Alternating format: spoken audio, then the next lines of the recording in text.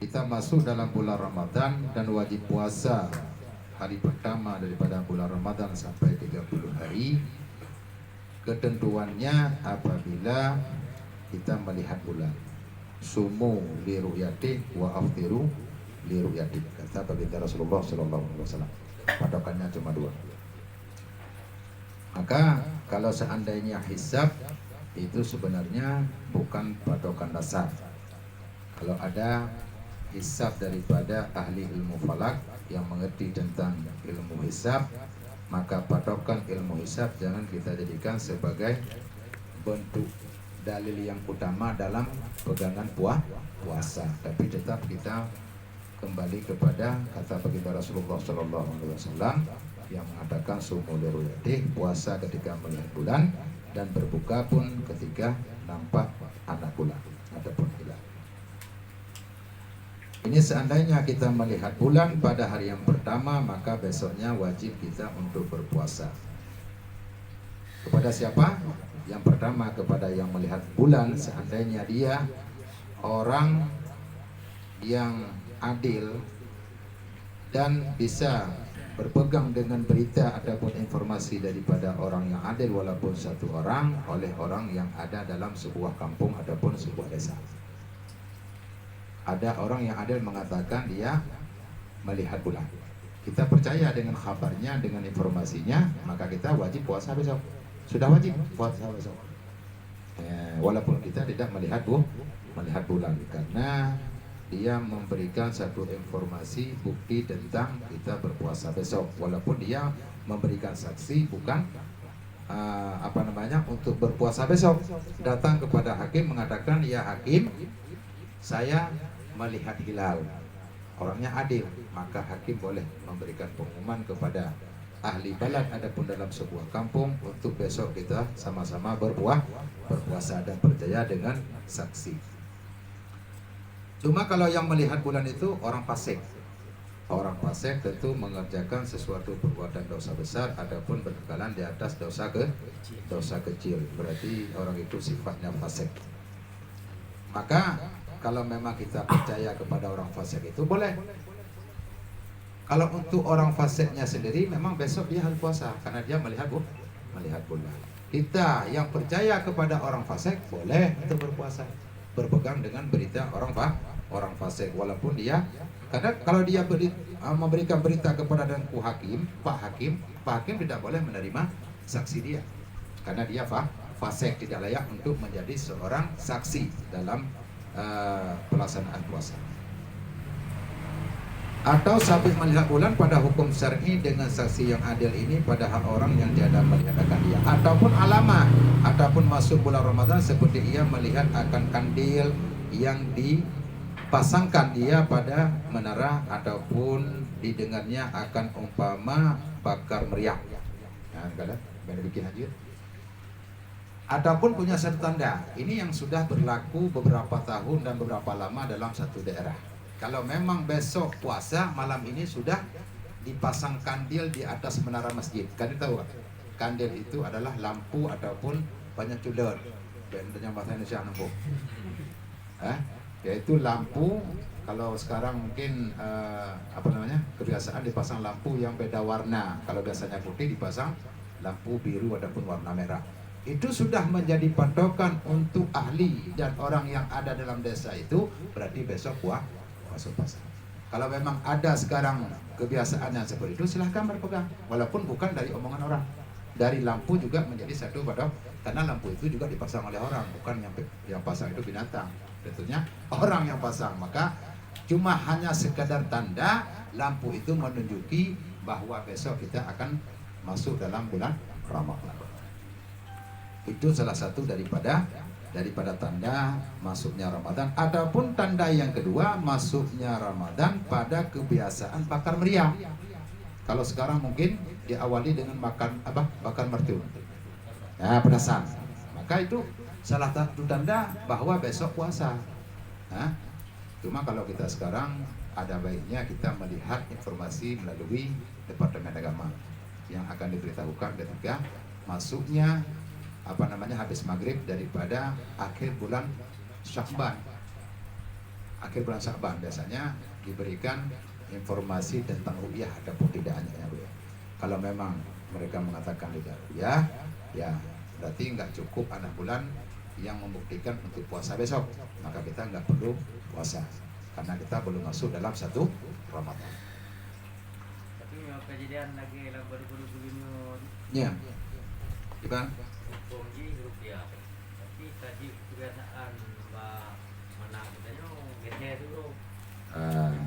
Itu kalau geser sehari sampai Ramadan berani untuk digeserkan, ya udah nggak usah ikut pemerintah. Tapi saya rasa kalau untuk Departemen Agama dalam hal itu masih punya kepercayaan untuk bisa kita ikut, karena mereka nggak berani juga memberikan informasi yang salah kan. Dan bukti dari pemerintah tentang informasi hilal ataupun tidaknya, tentunya mereka melakukan ada beberapa titik yang di situ bisa melihat bulan. Nah, mulai dari Sabang sampai Merauke itu punya titik-titik yang dapat melihat hilal. Kalau dalam masalah itu, kalau digeserkan daripada ketentuan besok puasa, tapi masih berani untuk dibilang puasanya lusa, itu nggak perlu dipercaya. Iya, geser sehari. Istilah geser sehari itu nggak perlu kita percayakan kalau pada bulan Ramadan. Mungkin kalau mereka 17 Agustus menggeserkan nggak ada masalah. Itu menunjuki mereka itu sudah meruntuhkan kepercayaan dari umat untuk bisa mengikuti mereka. Kalau memang berani menggeserkan hari 1 Ramadan, menggeserkan ibadah. Kalau kita merasa tidak percaya lagi kepada informasi mereka, ya kita kembali kepada sumul ru'yati. Kalau memang ada bukti dari seseorang saja yang adil bahwa dia melihat bulan, boleh kita jangankan orang yang adil, orang fasik, kalau memang kita percaya dengan perkataannya, boleh untuk kita ikuti dan puasa besok. Paham kan? Dan apabila melihat bulan pada satu negeri, niscaya wajib pula puasa ahli negeri yang berhampir dengan dia yang satu matlaknya dengan negeri yang dilihatkan bulan itu. Bersalahan negeri yang jauh yang bersalahan matlak, tiada wajib puasa. Dan dikehendaki dengan bersalahan matlak itu bahwa jauh antara dua tempat sekira-kira jikalau dilihat bulan pada salah suatu daripadanya, tiada dilihat pada satu yang lain pada kali. Ini juga merupakan salah satu kewajiban kepada negeri ini, bukan negara. Negeri ini wilayah yang berhampiran, yang dekat dengan wilayah yang melihat bulan.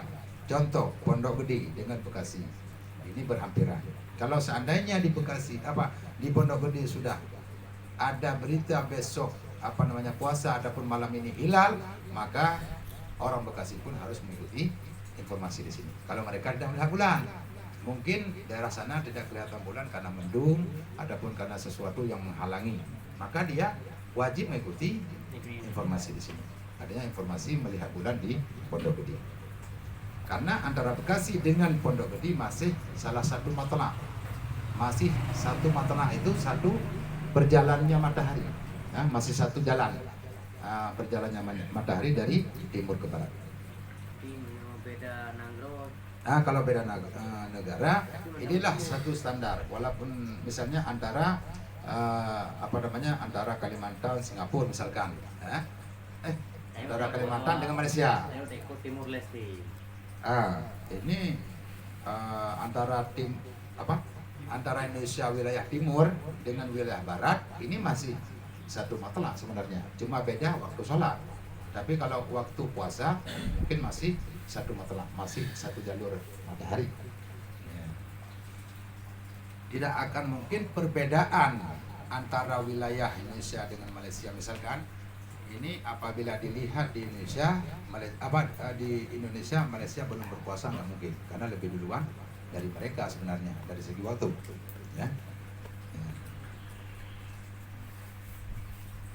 Kalau dua daerah yang berdekatan, tentunya dua-duanya harus melaksanakan puasa dengan khabar seseorang yang dipercaya adapun yang adil dan menjadi bukti untuk kita jadikan besok satu Ramadan, yaitu melalui hilal yang dibicarakan. Sudah, ini ketentuan-ketentuan yang kadang yang menganjurkan dan mewajibkan kita untuk berpegang dengan anjuran tersebut, dan salah satu daripada anjuran sebagaimana dikatakan oleh baginda Rasulullah tentang hilal. Maka sebagai bukti hilal, sebagai bukti puasa bisa melalui hilal, bisa melalui hisab, dan bisa melalui kabar daripada orang yang adil, bukan orang yang fasik. Kemudian kita masuki dalam syarat bagi sah puasa. Ini syarat sah. Kalau ini tidak kita miliki sifat, maka tidak wajib berpuasa. Syarat sah puasa itu beberapa perkara. Pertamanya Islam. Ini yang pertama. Artinya merupakan syarat yang besar dalam pelaksanaan ibadah puasa, harus Islam. Makanya orang kafir biarpun berpuasa sama seperti kita berpuasa, malam juga niat berpuasa, mereka tetap tidak sah puasanya. Kenapa? Karena tidak ada tempat yang bisa kita letakkan puasanya. Mereka tidak mau berniat dan tidak mau masuk Islam, sehingga menimbulkan iman. Karena keyakinannya tentang masalah puasa dia nggak ada, walaupun dia kerjakan, maka dia tidak ada faedah, tidak ada menghasilkan pahala untuk berpuasa. Apabila dia masuk Islam, sebenarnya kalau memang orang kafir masuk Islam, semuanya dihapuskan. Tidak perlu menggantikan segala perbuatan dia sebelumnya. Artinya amal dia yang wajib tidak perlu diqadha dan digantikan setelah dia masuk Islam. Ini lebih baik kalau kita pertimbangkan ketika punya hidayah dan taufik Allah sehingga dia masuk dalam Islam, maka semua amal yang wajib yang harus dikerjakan sebelumnya tidak harus gantikan, adapun harus mengqadhakan segala perbuatan itu. Gratis untuk menjinak-jinak, adapun memantapkan hatinya dalam Islam. Nah, ada orang kafir masuk Islam, sampai di Islam kalau memang disuruh qadha menggantikan segala amal dia, umurnya udah 40 tahun, berarti dia sudah 25 tahun wajib mengqadhakan puasa. Balik lagi dalam kafirnya karena nggak sanggup, merasa nggak sanggup. Berat dalam Islam. Makanya enggak lah. Tidak dianjurkan untuk mengqadha, malah segala amal yang tidak membutuhkan niat semuanya dinilai oleh Allah Subhanahu wa taala, termasuk sedekah. Dia pernah menyumbang ke masjid, pernah bersedekah, itu kan memang membutuhkan niat. Yang penting kita kerjakan, maka akan diberikan pahala oleh Allah Subhanahu wa taala. Itu pernah dilakukan oleh seorang kafir, kemudian dia masuk kepada Islam. Itu juga punya nilai daripada Allah. Paham kan? Syarat bagi sah yang pertama Islam, maka tiada sah puasa orang kafir. Maka jika murtad pada satu lahzah daripada harinya, batal puasanya. Ada orang Islam melaksanakan puasa hanya satu lahzah, mungkin 1 detik dia keluar daripada Islam, niatnya keluar daripada Islam, batal puasanya. Batal puasanya dan wajib menggantikan kalau dia kembali kepada Islam pada hari yang lain. Orang murtad pada tengah hari, maka dia wajib mengqadhakan, menggantikan puasanya. Keduanya berakal, yakni tamyiz. Arti berakal di sini bisa membedakan mana yang baik, mana yang tidak. Kalau orang yang tidak berakal gila, tentu dia tidak bisa membedakan mana yang baik dan mana yang tidak baik. Maka tiada sah puasa yang tidak mumayyad, tidak bisa membedakan mana yang baik dan mana yang tidak, dan yang hilang akalnya. Berarti makna daripada mumayyad dua. Ada yang tidak mengenal, adapun tidak tahu mana yang baik dan tidaknya, dan orang yang hilang akal. Hilang akal dengan sebab mabuk ataupun bid'ah ataupun sejenisnya. Ada nggak kira-kira selain daripada mabuk, bid'ah, pingsan? Itu bagian daripada hilang akal. Kalau seandainya satu lahzah sedikit waktu dalam sehari ketika berpuasa dia hilang akal, tidak sadar diri, berarti dia batal wajib dia gantikan pada hari yang lain. Wajib dia gantikan pada hari yang lain, bukan gratis. Karena orang yang berhalangan secara syar'i tetap diwajibkan untuk menggantikan. kemarin ya mungkin apa namanya Abadi salah menyampaikan sedikit mengenai hal itu. Kata Abadi nggak perlu dikata kan. Nah, tapi haruskah qada? Orang sakit, musafir, orang yang berhalangan, perempuan yang berhalangan tidak bisa puasa, ini semuanya adalah punya keozoran syar'i, keozoran secara agama, secara syar'i. Maka di saat adanya sifat itu kita tidak berpuasa, maka wajib kita gantikan pada hari yang lain.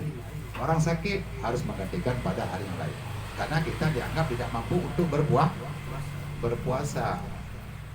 Nah, maka wajib ganti. Kalau sholat, iya, bagi perempuan yang dalam keadaan berhalangan, sholat tidak dianjurkan untuk menggantikan karena memang sukar. Sehari 5 kali, kalau puasa setahun sekali, cuma 30 hari. Nah, wajib mengqada puasa, tidak wajib mengqada menggantikan saat sholat. Ni orang pungo tu. Pungo 5 tahun, ban ke 6 tahun kahana li pungo. Yang pungonya na wajib kata? Wajib. Wajib. Ketika sembuh daripada pungo, ketika sembuh daripada sakit, ketika orang masuk Islam, maka apa namanya, orang murtad masuk Islam lagi, wajib mengqadakan semua yang wajib dalam Islam. Ada pungo wajib. Dan jadi pengurus buat hal yang Ya, ada pungo.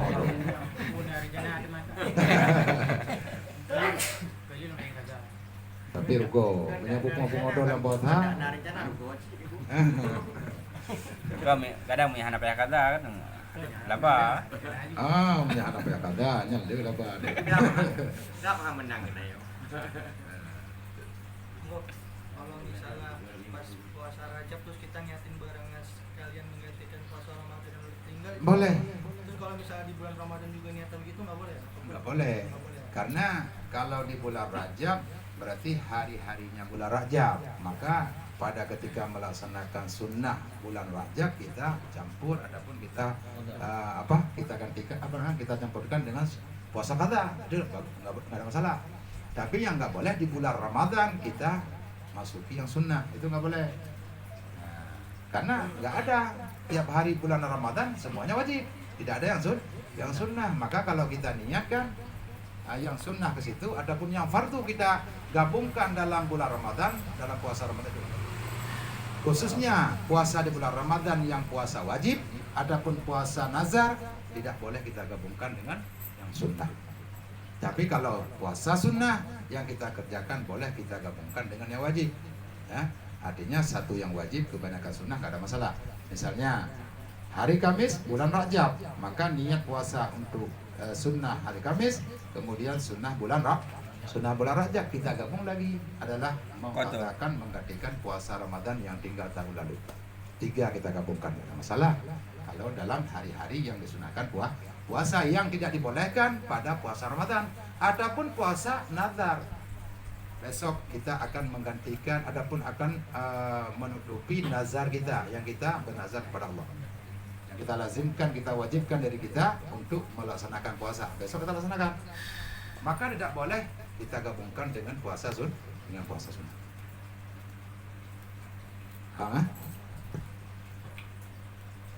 Tetapi jikalau datang pitam ataupun mabuk, tiada batal puasanya jika ada siumannya pada satu lahzah di dalam harinya. Ya.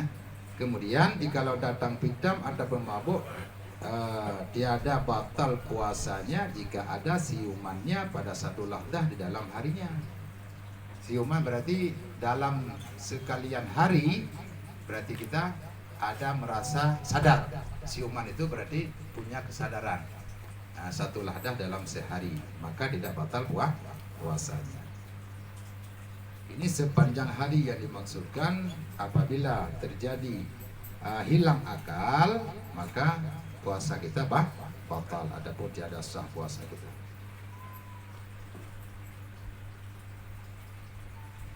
Maka jika kedatangan gila pada satu lahdah daripada harinya, batal puasanya. Tetapi jika datang pitam, kalau gila lebih berat soalnya daripada pitam ya.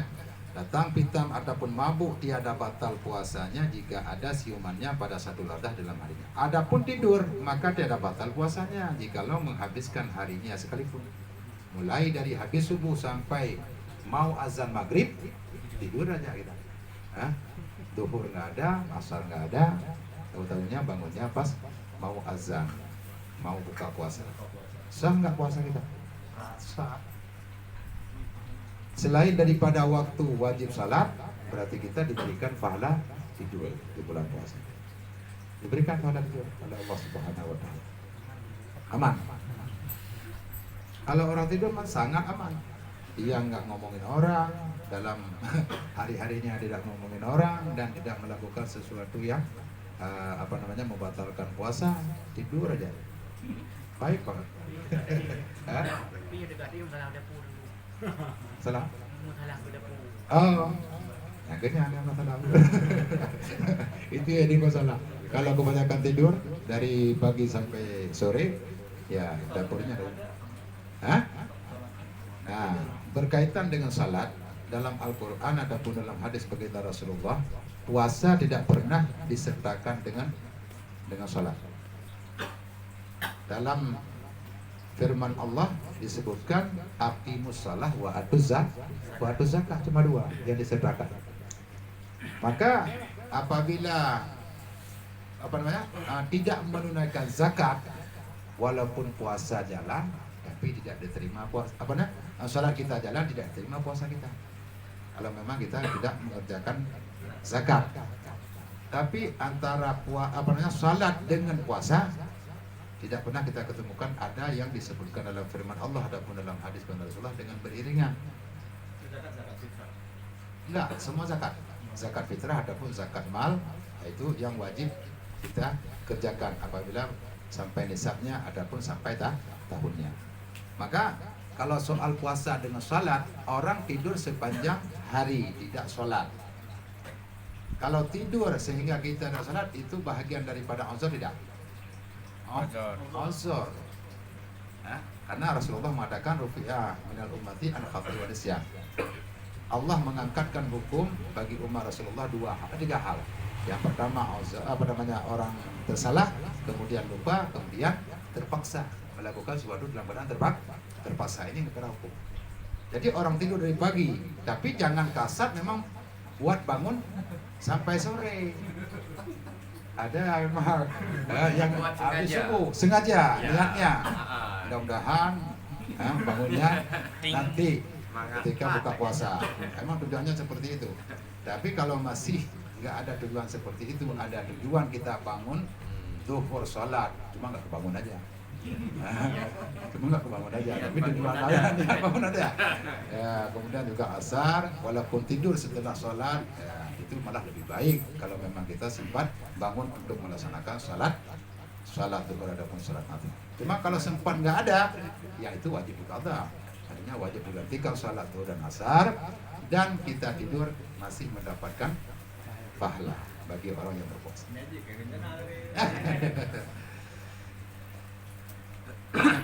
Apa ya? Jadi, kemudian orang tidur maka tidak ada batal puasanya jikalau menghabiskan harinya sekalipun. Ketiganya suci daripada haid dan nifas. Sah puasa apabila suci daripada haid dan nifas. Tentu ini bagi kaum Hawa yang tidak datang haid ataupun nifas, maka puasanya sah sekalian harinya, dan batal puasanya dengan kedatangan haid dan nifas pada satu langkah daripada harinya. Kalau seandainya pada sore datang haid walaupun sebentar lagi mau azan ataupun mau buka puasa, maka batallah puasa hari itu. Jadi wajib mengqadha dan itu memang sudah takdirnya, maka tidak boleh kita marah ataupun merepet ataupun merasa kecewa dengan kedatangan itu. Memang salah satu jalan terbaik untuk seorang kaum Hawa. Maka puasanya 30 hari tidak mungkin sempurna. Keempatnya niat, maka wajib ditayinkan niat pada puasa fardu seperti Ramadan dan qadha dan nadar dan kafarah, dan wajib bermalam akan niatnya pada tiap-tiap malam. Nah, ini puasa bukan niat. Yang disyaratkan bukan niat, tapi yang disyaratkan tabyid. Tabyid itu melakukan niat pada waktu maka setelah kita berbuka puasa langsung kita bisa masuki dalam niat untuk puasa esok, karena yang disyaratkan bukan niat. Kalau seandainya syarat untuk puasa harus niat, maka sangat susah kita dalam berniat di bulan puasa. Karena yang namakan niat sesuatu yang kita kerjakan ketika melakukan sesuatu, menyertai dengan melakukan sesuatu. Maka dalam salat kita niat kapan? Ketika takbiratul ihram. Ini salah satu daripada rukun salat yang pertama. Maka niat kita di dalam takbiratul ihram. Kalau puasa, kalau memang disyaratkan kita niat, maka kita wajib berniat pada saat keluar fajar. Susah nggak? Sudah pasti susah. Kalau begitu syaratnya tentu kita semuanya harus ke laut. Ketika mau datang fajar, semuanya kita harus ke tempat yang luas. Bisa kita ketahui kalau sudah keluar, Pak. Di situ baru kita niat. Aku puasa esok hari menunaikan bulan Ramadan tahun ini karena Allah Taala. Tidak disyaratkan seperti itu karena musyaqqah. Itulah kita sebagai umat baginda Rasulullah, banyak hal yang diringankan. Saya sampai hari ini masih ringan terus. Salat saya 2 rakaat untuk zuhur, asar dan isya. Subuh cuma 2 rakaat, nggak bisa jadikan 1. Karena saya masih dalam sifatnya musafir. Dari Subang sampai ke sini 126 kilo. Jadi ringan sampai dong. Kalau di sini berada 3 hari dan tidak ada niat untuk mukim, berarti selama 3 hari saya bisa dalam keadaan mengkasar dan menjalankan salat. Orang puasa diringankan untuk tidak harus niat, tapi harus tabiyyid, wajib bertabiyyid menjatuhkan niat pada waktu malam. Kalau seandainya dekat fajar, masih malam juga. Karena malam itu mulai daripada terbenam matahari sampai keluar fajar. Misalnya kita sebelum keluar fajar sadek, di situ kita niat, nggak ada masalah, masih dianggap kita tabiyyid juga. Artinya melakukan niat pada waktu malam. Itu bedanya dengan niat. Kalau niat kita lakukan niat itu pada ketika melakukan perbuatan, tapi kalau tabiyyid boleh sebelum melakukan perbuatan.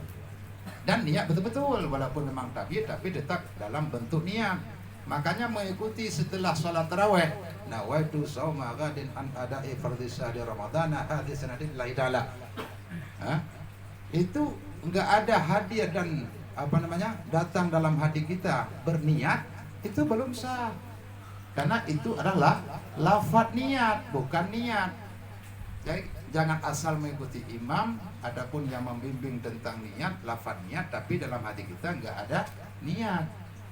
Tetap harus ada dalam hati kita bahwa aku puasa esok hari menunaikan fardu bulan Ramadan tahun ini karena Allah Ta'ala, walaupun mulut mengatakan nawaitu shauma ghadin an ada'i fardhi Ramadan. Ini perlu juga kita informasikan karena kebanyakan seperti itu sudah dipadai. Setelah sholat tarawih langsung membacakan lafaz niat, ya udah kita padai dengan lafaz niat. Padahal dalam hati kita belum ada jazam ataupun yakin untuk melaksanakan puasa besok karena kita tidak berniat pada waktu malam. Maka hati-hati ketika mengikuti bacaan lafaz, kita juga harus hadir dalam hati dengan mengerjakan puasa esok hari. Tapi saya rasa ini sudah sama-sama mengerti, namun hanya kita ulang-ulang untuk kita ingatkan aja. Keempatnya, niat maka wajib ditainkan niat pada puasa fardu seperti Ramadan. Kalau memang puasa Ramadan, kita niatkan Ramadan, puasa Ramadan tahun ini. Adapun ganti daripada puasa Ramadan yang lalu, adapun nazar, kita niatkan adalah untuk puasa nazar, yang kita bernazar kepada Allah. Adapun kafarah zihar, adapun kafarah sumpah. Dan wajib malam akan niatnya pada tiap-tiap malam. Ini berdasarkan madhab Imam Syafi'i radhiyallahu anhu. Tiap malam harus niat, tidak boleh kita padai dengan niat pada malam pertama untuk 30 malam. Tidak boleh. Harus setiap malam kita niat. Apa yang kita niatkan? Yaitu nawaitu shauma ghadin seperti yang kita katakan tadi. Maka setiap malam sekali niat. Cuma para ulama menganjurkan kita pada malam pertama untuk kita niatkan 2 kali. Seandainya kita lupa pada pertengahan hari daripada hari-hari Ramadan, maka dimaafkan. Artinya kita sudah masuk dalam madhab yang lain. Apakah ini terjadi talfi ataupun meringankan dalam syariat? Tidak. kita pada malam pertama dianjurkan untuk untuk berniat 2 kali.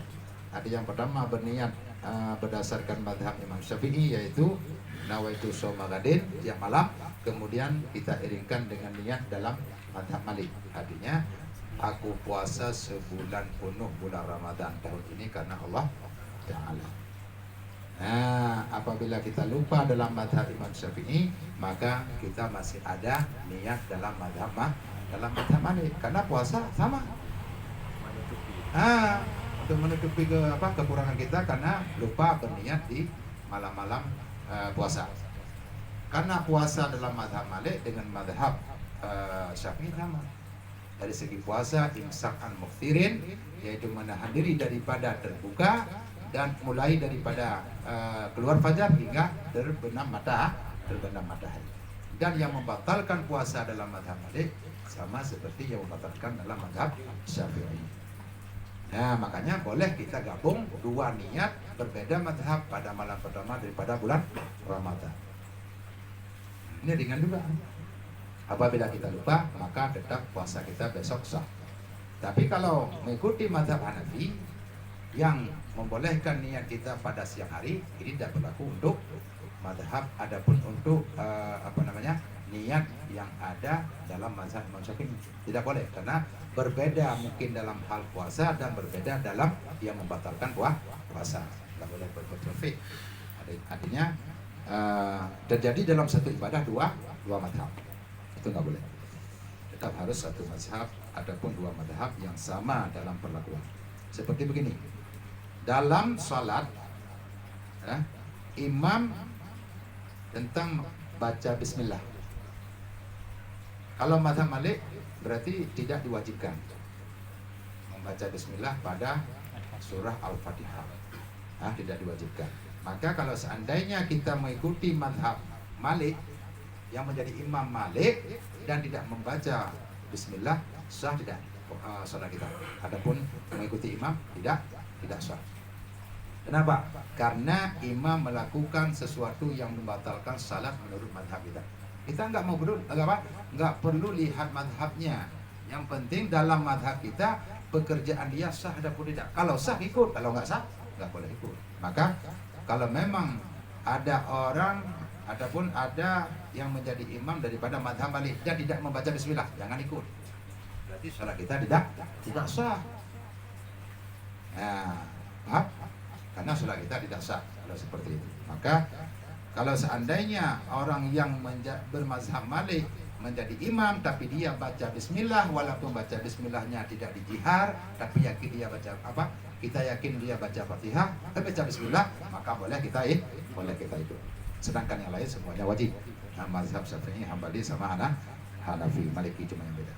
Maka ini juga seperti itu. Kalau misalkan kita gabung niat pada malam pertama untuk dua mazhab, pada malam pertama itu nggak ada masalah, karena tata cara puasa dan membatalkan puasa sama antara mazhab Malik dengan Imam Syafi'i.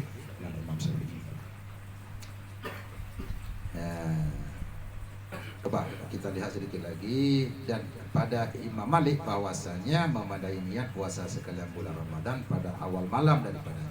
Kalau dalam mazhab Malik cuma dianjurkan untuk kita niat pada malam pertama, tidak pada malam berikutnya. Maka harus bagi Syafi'i, boleh bagi orang yang bermadhab Syafi'i, taklidkan dia mengikuti madhab supaya tiada berhajat kepada qada apabila lupa niat pada satu malam daripadanya.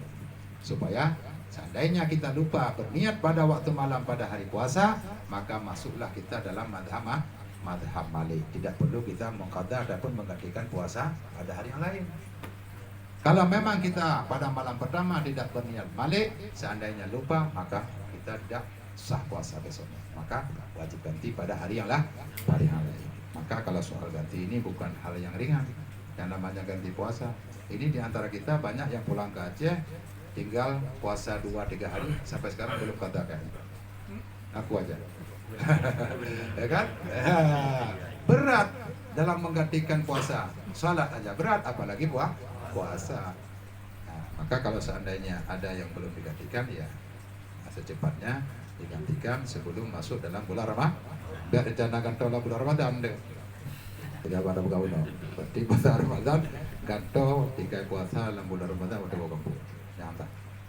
Artinya tidak boleh digabungkan 2 puasa yang wajib. Wallahu a'lam bissawab wal haq. Ada pertanyaan mungkin 5 menit. Gimana? Jangan adik. Lanjut tunggu. Jadi orang sakit ditarik darah atau ditambang darah dalam bulan puasa. Ibaratnya nunggu. Menyepegat lubang kan bak lubang terbukanya hana bade puasa. Yang bade puasa adalah bila memasukkan adapun masuk sesuatu sengaja adapun tidak tetap batal. Memasukkan adapun masuk sesuatu kepada rongga terbuka maka itu batallah puasanya. Impus sana.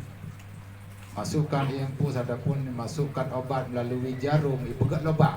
Ya ada berarti apa sah? Karena rongga terbuka, rongga ada karena kalau bekam boleh di bulan puasa. Cuma makruh hukumnya. Ya, enggak membatalkan. Makruh. Ya. Udah keluar darah ya? Keluar darah. Kan keluar darah bukan salah satu yang membatalkan puasa kan? Enggak ada kan salah satu daripada yang membatalkan keluar darah. Kalau memang itu menjadi salah satu yang membatalkan ya batal. Tapi ini enggak ada satu perkara yaitu keluar darah membatalkan puasa. Yang ada memasukkan adapun masuk sesuatu ke dalam rongga terbuka, yaitu mulut, hidung, mata, artinya rongga terbuka.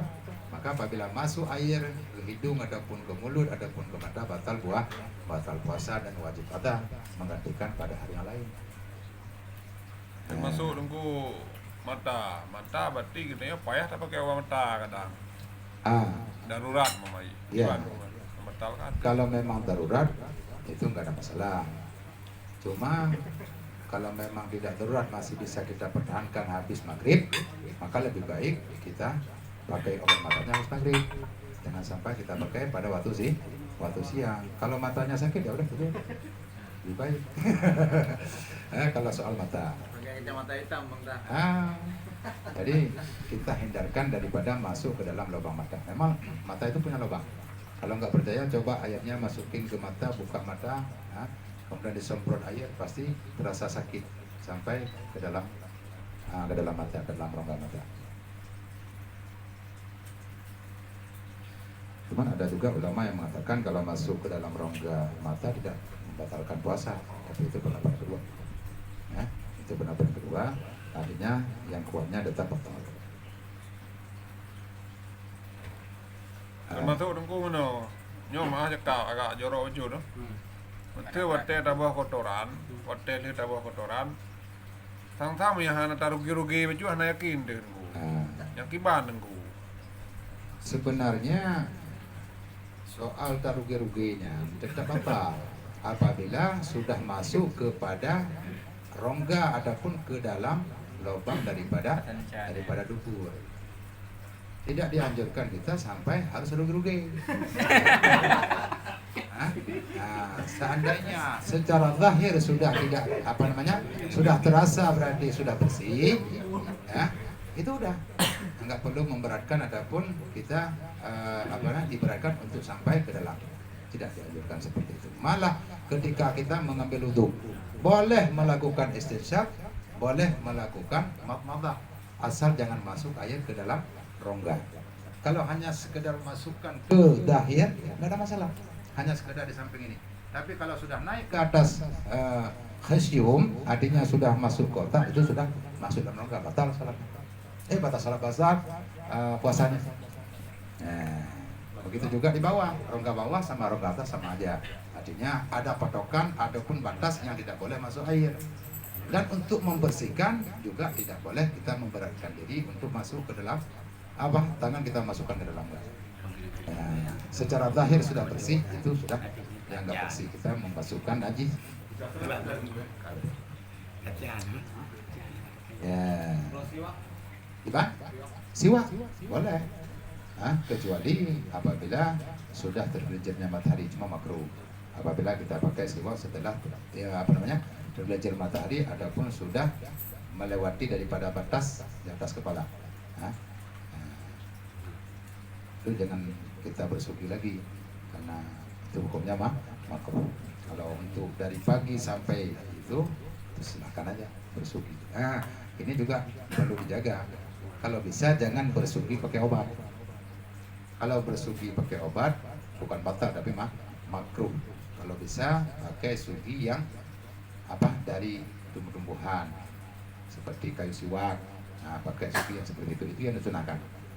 Nah, karena baunya obat, rasa pedasnya obat yang masuk ke tenggorokan itu makruh hukumnya.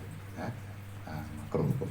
Maka jangan kita lakukan bersugi ataupun gosok gigi dengan memakai odol. Kalau bisa. Ada pe. Dia ada pe di sana.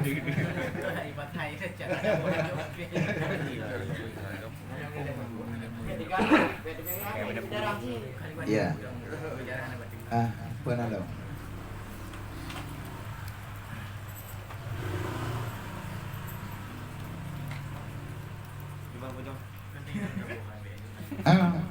Gimana dia?